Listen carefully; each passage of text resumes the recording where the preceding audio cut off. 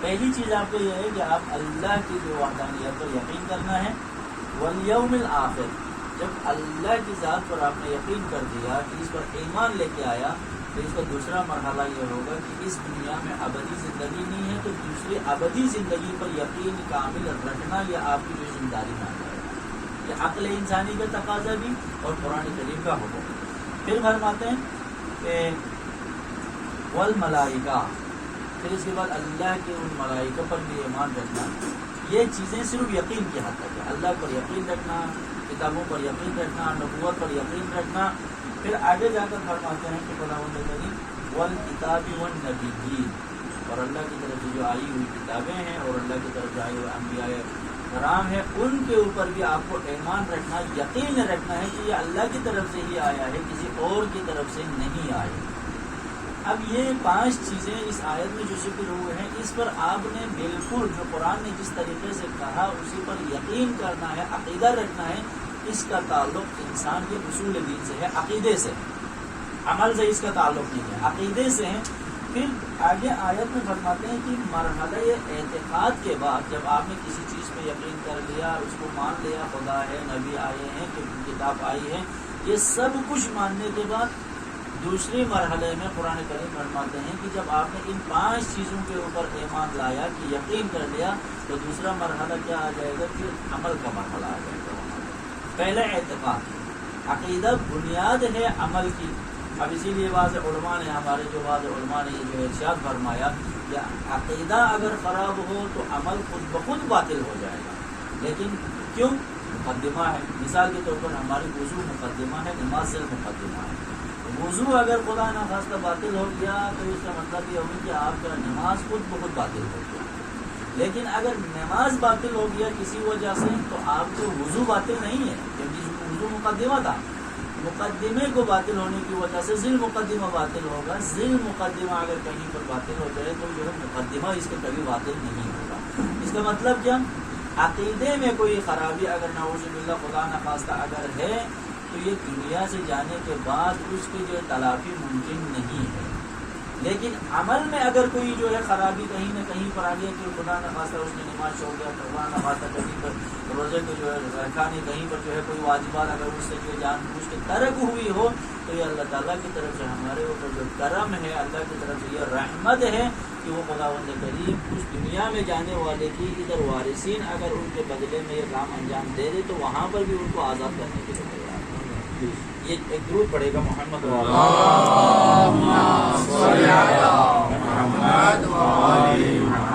اب وہ عمل کا مرحلہ کس چیز میں ہے؟ پہلی چیز انسان کو خداوند کریم نے جو دیا ہے وہ کیا ہے؟ وَآتَ الْمَالَ عَلَىٰ حُبِّهِ ذَوِي الْقُرْبَىٰ۔ خدا نے انسان کے اموال میں جو اللہ تعالیٰ نے دیا ہے ان میں کچھ افراد کا حق رکھا ہے اس میں۔ یا اگر ہم کسی کو دیتے ہیں تو اس کے اوپر احسان نہیں کر رہے ہیں کہ ہم، اللہ نے جو ہے ان کا حق آپ کی جو دولت میں رکھا ہے۔ میں نے عید کے خطبے میں بھی یہ ذکر کیا تھا کہ اگر کوئی غریب ہے تو اس کی غربت اس کے اوپر امتحان ہے، اگر کوئی امیر ہے تو اس کی دولت اس کے لیے امتحان ہے۔ کس طریقے سے؟ خداوند کریم آزمانا چاہتے ہیں کہ میں نے اس بندے کے مال میں اس غریب کا حق رہ کر اس سے امتحان لیا، تو کیا یہ اپنے اس دولت میں جو حق رکھا ہے اس حق کو ادا کرتے ہیں یا نہیں کرتے؟ یہ دولت مند کے اوپر جو ہے خدا کا امتحان ہے۔ اور اس غریب کے اوپر جو ہے خداوند کریم نے آزمائش میں ڈالا ہے اس کو اس اعتبار سے کہ اگر میں نے اس کے رزق میں تھوڑی سی تنگی کر دی تو یہ کیا یہ مجھے چھوڑ کر کسی دروازے پہ دستک دیتے ہیں یا میرے دروازے سے جدا نہیں ہوتے؟ یہ دیکھنا اس کے اوپر امتحان ہے خداوند کریم کی طرف سے۔ پھر خداوند کریم فرماتے ہیں اچھا مال میں 2 ذوی القربیٰ کا حق رہے گا، والیتامیٰ، پھر آپ کے اس مال میں خداوند کریم نے یتیموں کا حق رہے گا۔ کسی چیز کا امیر المومنین نے آخری وصیت میں یہ ارشاد فرمایا تھا اللہ اللہ فی جیوان، خدا را یتیموں کے بارے میں اللہ سے ڈرتے رہنا، ایسا نہ ہو کہ تمہاری موجودگی میں ان کے اوپر بھوک اور پیاس کی نوبت آ جائے۔ اگر ایسا ہو گیا تو اللہ کے غضب سے جو ہے نہیں بچو گے۔ پھر فرماتے یتیم کے بعد کون ہے؟ والمساکین، پھر مسکین کا مرحلہ ہے، مسکین کا حق بھی خداوند کریم نے رکھا۔ وہ اپنے سبیل، اور ابن سبیل کا حق ہے۔ ابن سبیل کون لوگ ہیں؟ ابن سبیل وہ لوگ ہیں جو راستے میں ان کے اخراجات ختم ہو جاتے ہیں، کہیں سفر میں گیا تھا، زیارت پہ گیا تھا، حج پہ گیا تھا، یا کسی اور حالت میں جو کسی مریض کو لے کے کسی شہر میں گیا تھا، تو وہاں پر جو ہے اس کے لیے ضرورت پڑے تو اس میں بھی خداوند کریم نے آپ کے ہمارے جو دولت میں حصہ رکھا ہے کہ ان کو دے دیں۔ پھر آگے فرماتے والسائلین وفی الرقاب، اور جو ہے سائل سوال کرنے والے جو غریب و غربا فقیر و فقراء ہوتے ہیں ان کا بھی حق رکھا ہے، اور رقاب کسی کہتے ہیں کہ غلام کو آزاد کرنے کے لیے بھی تمہارے مال میں حصہ رکھا ہے۔ اور ایک چیز آخری جو حق خداوند کریم نے رکھے، انسان حیران ہو جائیں گے۔ میں نے اس کے خطبے میں جب یہ تذکرہ کیا تو ہمارے بہت سے مومنین اس پہ حق کے پکے ہو گئے تھے۔ میں نے کہا کہ آپ کے پاس جو فطرہ ہے، اگر اپنے ہمسائے میں کوئی اپنا جو ہے مومن نہیں ہے، شیعہ نہیں ہے، تو آپ آدمی وہاں پہ جو بیٹھنے اور رہنے والے جو مستحق اہل سنت کے ناصبی کے علاوہ باقی افراد کو بھی دے دیں۔ حق پکے ہو کہ بھائی قرآن کریم نے کفار کے لیے بھی حصہ رکھا ہے کہ زکوٰۃ کے اندر، بیت المال کے اندر کیوں رکھا؟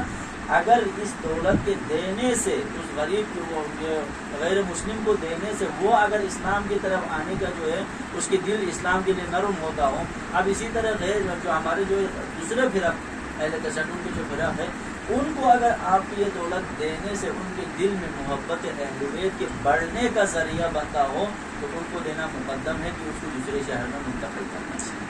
یہ ضروری ہے ان چیزوں کو دیکھنا۔ قرآن نے حق رکھا ہے کہ اس کا حق آپ کے پاس ہے، میرے پاس رکھا ہے، لیکن یہ ملتا نہیں ہے۔ مسئلہ یہی ہے، اس وجہ سے جو آپس کی الجھنیں پیدا ہو جاتے ہیں۔ پھر خداوند کریم فرماتے ہیں یہ تمام چیزیں آپ کے مال میں خدا نے حق رکھا ہے۔ اب آپ کو انفرادی طور پر آپ کے اوپر کچھ واجبات خداوند کریم نے جو ہے واجب کیا ہے، وہ کیا ہے؟ مومن کی صفت ہے وَأَقَامَ الصَّلَاةَ وَآتَى الزَّكَاةَ، یہ آپ کو کرنا ہے کہ نماز قائم کرنا ہے اور زکوٰۃ ادا کرنا ہے۔ اب یہ جب زکوٰۃ کا ذکر یہاں پر آ گیا تو یہ پہلے مال جو جن کے اموال کے اندر جو خداوند کریم نے ان تمام کا جو حصہ رکھا ہے وہ کون سی ہے؟ وہ کون سی ہے؟ زکوٰۃ تو اس میں ذکر نہیں آ رہا۔ یہ وہی اموال ہے جو آپ کے اموال ذاتی میں خداوند کریم نے ان کے لیے حصہ رکھا ہے، اور میں اور آپ جو ہے بڑے شوپن کے ساتھ کیا کر لیتے ہیں، ان کو اپنے مال ذاتی میں دینا تو دور کی بات، بلکہ زکوٰۃ اور جو ہے دوسرے جو واجبات خداوند کریم نے ان کا حق رکھا ہے وہ بھی دینے کے لیے تیار نہیں ہوتا۔ پھر کہتا ہے کہ ہم مومن ہیں۔ جیسے علامہ صادق حسن صاحب کا ایک جملہ مجھے بہت پسند آتا ہے، وہ کہتے ہیں کہ وی آر مسلم، بلکہ اس کو یہ کہنا چاہیے وی آر مجرم، وہ یہ جملہ کہتے تھے، ہم تمام چیزوں کے مجرم۔ پھر فرماتے ہیں نماز آپ کو قائم کرنا، زکوٰۃ آپ کو ادا کرنا۔ قرآن نے کہا کہ نماز قائم کرنا، جب نماز قائم کرنے کو کہا کہ اگر کوئی بڑے سے بڑے مفسر، کوئی بڑے سے بڑا علامہ اگر آگے کہے کہ بھائی نماز کی ضرورت نہیں ہے، نماز پڑھنے کی ضرورت نہیں ہے، محبت اہل بیت کافی ہے، تو اس کا نتیجہ کیا ہوگا کہ آپ آیات قرآن کا انکار کر رہے ہیں۔ تو انکار کا مطلب کیا ہوگا؟ جو حکم کفر میں چلا جائے گا۔ انکار کا مطلب کیا ہے؟ قرآن کو آپ نے جو انکار کر دیا، کفار کے جو ہے سب میں کھڑے ہو جائے گا۔ پھر اس کے بعد کیا فرماتے ہیں؟ وَالْمُوفُونَ بِعَهْدِهِمْ إِذَا عَاهَدُوا، کسی کے ساتھ اگر آپ نے وعدہ کر دیا ہے تو اس وعدے کو وفا کرو، اس کے بارے میں قیامت کے دن تم سے پوچھا جائے گا۔ عہد کسی کے ساتھ نہیں کرنا، وعدہ نہیں کرنا، اگر کرے تو اس کو ادا کرنا۔ پھر فرماتے ہیں وَالصَّابِرِينَ فِي الْبَأْسَاءِ وَالضَّرَّاءِ، اور مصیبت میں آپ صبر کریں۔ مثلا باپ کی جو انتقال ہوئی، یہ بھی ایک مصیبت، خدا قرآن نے کہا کہ اس کو مصیبت قرار دیا۔ جوان بیٹا جو انتقال کر جاتا ہے یہ مصیبت ہے، اس پر خداوند کریم فرماتے ہیں کہ یہ بھی آپ کے اوپر ایک امتحان ہے، میں نے یہ امتحان لیا کہ آپ کے اوپر یہ بیٹے کو میں نے لے کر آپ کا امتحان لیا، اس سے مجھے یہ دیکھنا ہے کہ اس بیٹے کو میں نے اپنے طرف بلانے سے آپ مجھ سے دور ہو جاتا ہے یا آپ مجھ سے اور بھی قریب ہو جاتا ہے، یہ دیکھنا، یہ امتحان ہے۔ اگر آپ نے اس بیٹے کی اس دنیا سے جانے کو مجھ سے جدائی کا ذریعہ بنا دیا تو پھر سمجھ لینا کہ آپ جو ہے اس مصیبت کو اللہ کی طرف سے آئے ہوئے آزمائش میں ناکام ہو گئے انسان۔ لیکن اگر آپ جو ہے اس بیٹے کے جانے کے بعد، اس بیٹی کے جانے کے بعد یا خداوند کریم سے اور بھی قریب ہو گیا کہ ذہن میں یہ لے کے آئے کہ جب حسین کا بیٹا اکبر زندہ نہیں رہ سکے تو میرے بیٹے کی کیا حیثیت ہے، تو آپ اور بھی زیادہ اللہ سے قریب ہو گیا کہ اس امتحان میں انسان کامیاب ہو گیا۔ اس کو کہتے ہیں کہ کامیابی قرآن کی نگاہ میں۔ اچھا، پھر فرماتے ہیں اولئک الذین صدقوا، اگر یہ تمام جو کام اگر آپ نے انجام دیا تو یہی سچے مومن کی صفات ہے، سچے مومن یہی ہے۔ پھر فرماتے ہیں اولئک هم المتقون، اور متقین کی یہی صفات ہے۔ آپ دیکھ لیں کہ انسان اپنے اندر ان صفتوں میں سے اگر کوئی صفت ہے تو قرآن کے مطابق مجھے یقین کر لینا چاہیں کہ میں جو ہے مومنین کے صف میں کھڑا ہوں، لیکن اگر مجھے یقین نہ آ جائے تو اس وقت جو ہے ہم اس صفات کو اپنے اندر پیدا نہیں کر پائے ہیں، تو ہمیں یہ سمجھ لینا چاہیے کہ ہمارے زبان پہ جو ہے مومنین کے ساتھ ہے، عمل کے میدان میں ہم حاکم شام کے صف میں کھڑے ہو سکتے ہیں۔ تو اس کا جو ہے قیامت کے اندر جنت میں خداوند کریم نے صاف فیصلہ کر دیا ہے، ظالم، فاسق، کافر، ان تین گروہ کے لیے جو ہے جنت میں کوئی بھی جگہ خداوند کریم نے نہیں رکھا۔ اب اس میں مسئلہ کہاں پر آ جاتے ہیں؟ ہمارے ہاں جو مسئلات ہیں وہ اس آیت میں ہے، وَمِنَ النَّاسِ مَن يَتَّخِذُ مِن دُونِ اللَّهِ أَندَادًا۔ اگر کسی انسان نے اللہ کے علاوہ کسی اور سے محبت کی، اپنے دل میں اور بھی زیادہ محبت کسی شخصیت کے لیے رکھا، تو کیا يُحِبُّونَهُمْ كَحُبِّ اللَّهِ، ایسی محبت اس نے رکھا کہ وہ محبت اللہ سے رکھنا چاہتا۔ اب دیکھیں کھل کے میں بیان کر رہا ہوں کہ اگر آپ کے دل میں خداوند کریم سے زیادہ پیغمبر اسلام کی محبت اگر ہو تو اس کے ایمان خطرے میں پڑ جائے گا قرآن کے مطابق۔ کیوں؟ مرکز محبت پہلی مرتبہ جو اللہ کی ذات ہے آپ کے دل میں پیغمبر سے، حضرت علی سے، اہل بیت سے، سب سے زیادہ انسان کی مومن کے دل میں اللہ سے محبت ہونی چاہیے۔ اللہ کی محبت جو ہے ذاتی ہے، ہمارے دلوں میں آنا چاہے، باقی اہل بیت کی محبت، پیغمبر کی محبت، یہ تمام کے تمام خداوند کریم کی وجہ سے ان سے محبت کرنی ہے۔